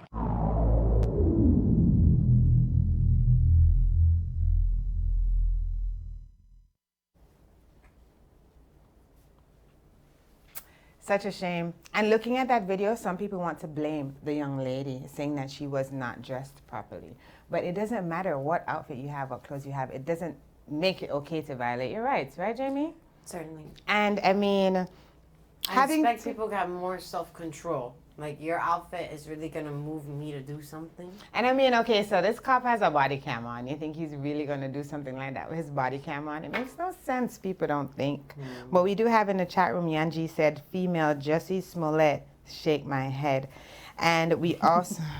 We also have Kudjo says, God never sleeps. What goes up must come down. What goes around comes back around. No matter how long it takes in life, you will feel it somehow.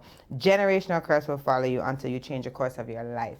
Wow. There's your answer for karma. Kudjo agrees. Thank you, Kudjo. Karma. So that's why we have to act in alignment with the light, integrity, only engage in actions that are of true passion and with good intent. And then I think we're good. Otherwise, if you're operating outside of that, you got what's coming to you, and Absolutely. it will come. Absolutely. Karma will come. We do have so many people that falsely accuse others, though. I do have another short clip to show you. This one is a little different than the last. Ladies and gentlemen, check this out as we speak here on Flex FM on Sex at 6 about date rape.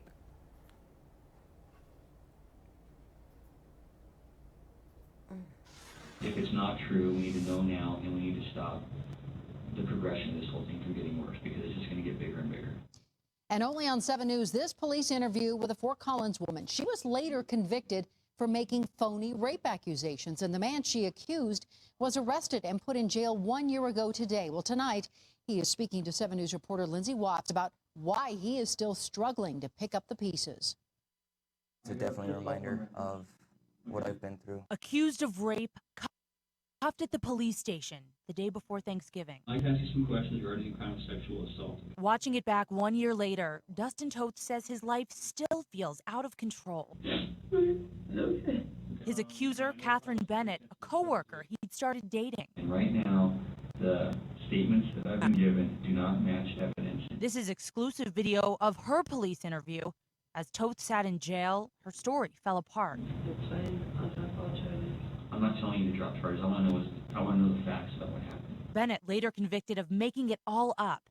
She was sentenced to 35 days in jail, then an ankle monitor and probation. I don't feel that's justice. Toth says he's the one who's been punished. The Army National Guardsman lost his civilian job and was out of work for nearly 6 months after the arrest. I've been behind on my car payment ever since. He has his friends, but the emotional pain is still there. I feel like I'm incapable to actually trust a woman again. He says it's telling his story that's helping him heal. Giving me the opportunity to share it gives me the opportunity to clear my name, because I still feel like my name is not cleared. Lindsay Watts, 7 News. It's just, you know, the nature of us as nurses to care for people.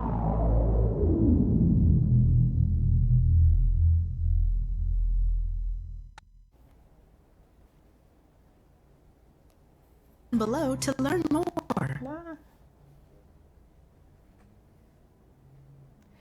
Oh, ladies and gentlemen, being accused of rape, you see, he spent 1 whole year behind bars because of a false accusation. Ooh, listen, that victim, so-called victim, the one who lied, of course, better watch their back. That I would definitely be afraid of. You know, falsely accusing someone and they get released from prison, jail. Oh yeah, I'd definitely be watching my back. I would expect something to happen.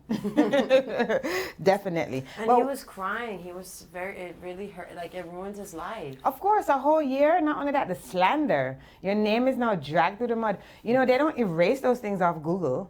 Oh God. You know, it's forever. It's and forever. Remember, remember when we went over on the websites where you can track the sexual offenders? You probably had to be on that list. Probably getting removed as a process. Jamie, he spent a year behind bars. Ugh. That's a year of his life. That's 365 days he will never get back. You know, God forbid. I didn't even see if he had kids or not. But that time, you don't get that time back, and that's, you know, it's mentally traumatizing. I cannot even begin to imagine. You know, so the rape trauma syndrome that they spoke of, you know, a lot of women, they actually play the part, you know, and it's not real. It's not fair to the people who are being accused, you know. So, I mean, Jamie, we learned so much today. We gave a lot of information to our viewers. You know, we do have some alarming statistics that we were able to share.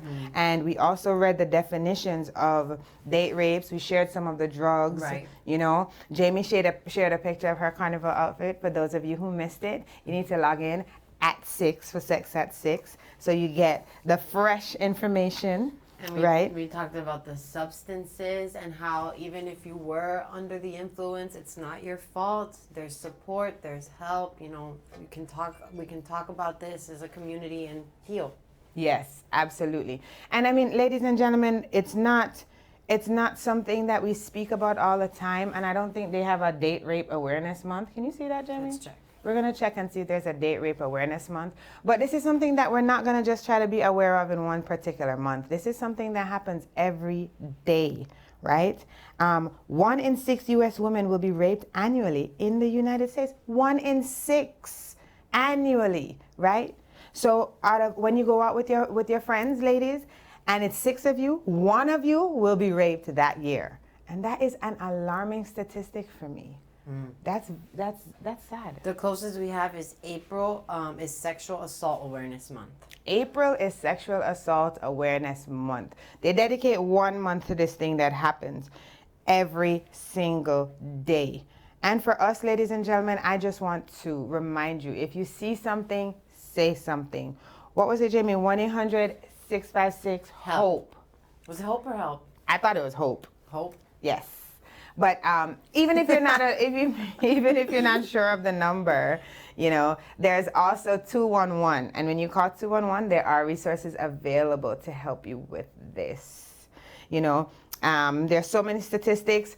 Go online, find out information, you know, have that conversation. Have that conversation. You saw the video, the interview with the young lady. This was happening in church. So there's no place. Recruitment in church. Yes, there's no place that's exempt. It happens in schools, festivals, you know, festivals. parties, and date clubs. rape, like we learned today, can also be emotional, right? Yeah. And They make you feel like you owe them something. like you did something wrong, right? And that's definitely something that we're bringing attention to here at Sex at 6. And we definitely will visit this topic again, right? Because this is something that happens all the time, and not just in April for Sexual Assault Awareness Month, right? Right. So, Jamie, I really enjoyed hosting the show with you today. So I missed we you. do It's been a minute. Yes, we do miss each other when we're not here. Last week I was here painting. Didn't bring my paintings to show the audience. I'll bring it back next week. So you were right? here in the studio painting? I did 2 paintings last week. I shout you out on the show. I know you were busy. Thank you. Ladies and gentlemen, Jamie's not Jamaican, but she wears many hats, right? She has many things that she is involved in. Shout out to you, Jamie, for even showing up here every Wednesday at 6 o'clock when we know that you could be home humping on hump day. I appreciate it. Thank you. I love my Jamaican family. Maybe I got a little So shout out to the control room for that short clip showing Jamie how she loves to have fun on weekends. Thank you so much. Yes, and we're so happy that you didn't get yourself caught up in our topic today, right? And you were able to make it here and back home Luckily, I safely. did have some friends that were like, no, you're giving me your location. You're not overdoing. Right, right. So I was Definitely really- need friends like that. And the people I went with, we were proactive about making sure we had battery on our phone, making sure we had a charger, making sure we had money and a way to get home. So if you take care of those things before you go out, don't just rely on leaving with a stranger. Don't try to Correct. leave with anyone you just met. I mean, even Uber drivers can't be trusted. They cannot. Lyft, cannot. you know, whatever. Shoot, That the could yellow easily, cab. they could easily traffic you. Absolutely, absolutely. And you know what?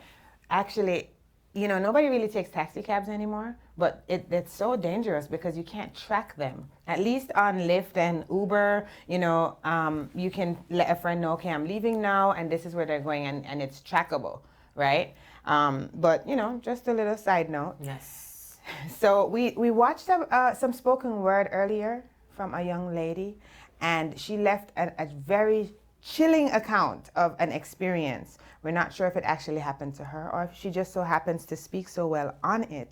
But ladies and gentlemen, we're going to close with this poem from this young lady, and then we'll be right back to tell you goodbye for the rest of the week. Check this out if you missed it earlier.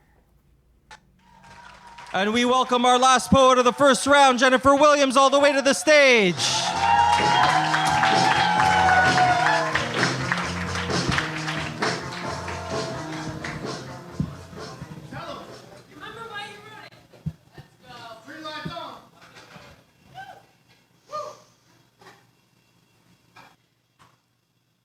Will he kill me today?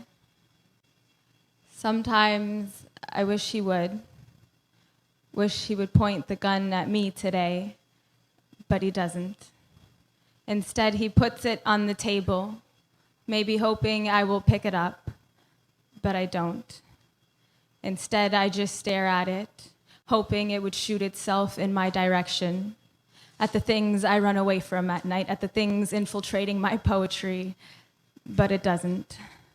Mama didn't warn me about this. Mama didn't warn me about the men like him, the men that made their beds every morning and put on ties, the men that will savor every bite of you without swallowing.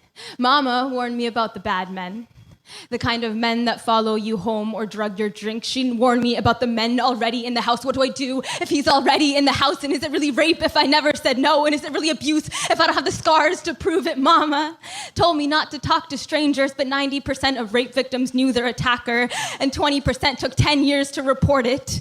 And if you think this is just another rape poem, then I envy your privilege to not know what it's like to have your body ripped from your soul. And when he put his hand on my thigh, I felt myself leaving this casket. But is it really rape if I never said no? Isn't it really abuse if I don't have the scars to prove it? My scream got stuck at the back of my throat. She sat there for years and years, and she's finally learning to crawl out of my mouth.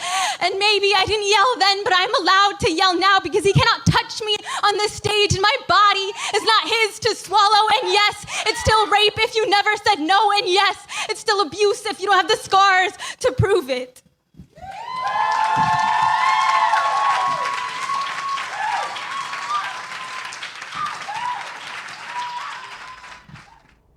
Oh my goodness. Yes, it is still abuse even if you do not have the scars to prove it.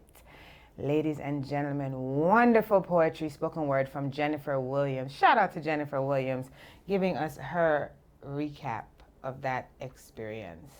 I'm not sure about you, ladies and gentlemen, but that was definitely chilling. Chilling.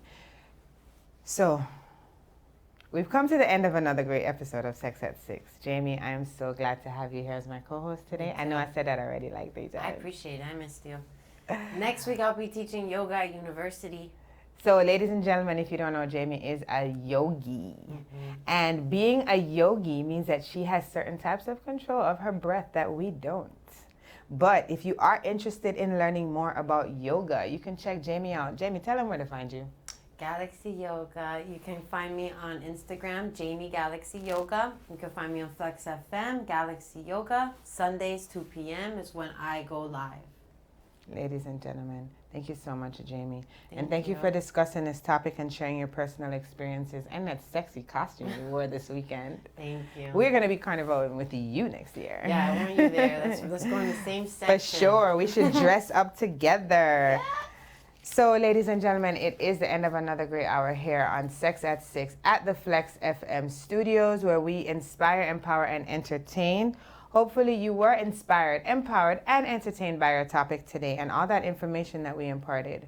Please join us next week at 6 o'clock, Hump Day, for another great episode where we will impart more knowledge here on Flex FM, because it is the best FM. It's my FM. Your FM. So your FM. Tell a friend. To tell a friend. So it can be their FM too? That's right. That's all we ask, ladies and gentlemen. Like, share, and subscribe. See you next week. Thank you. Thank you, Gabby. Thank you, Jamie.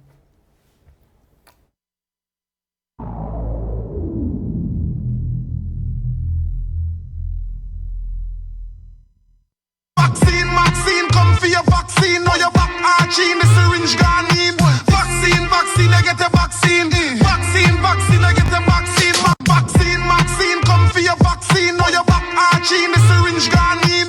Vaccine, I get a vaccine. Vaccine, I get a vaccine. Vaccine, come for your vaccine. We stand out in Babylon and defend the truth. Me nah go sit aside and watch Babylon and keep me mouth from mute. I've got a strong reggae beat and a mic in my hand to lead out the youth them out of destruction and let the